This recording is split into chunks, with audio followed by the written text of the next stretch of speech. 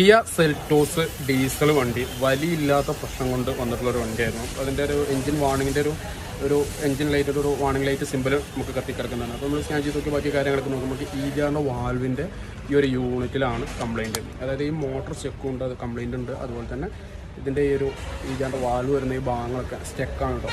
അപ്പോൾ എന്തായാലും നമുക്ക് പുതിയ സാധനം വന്നിട്ടുണ്ട്. അപ്പോൾ ഈജാറിൻ്റെ യൂണിറ്റ് എന്ന് പറയുമ്പോൾ കാണിച്ചു തരാം.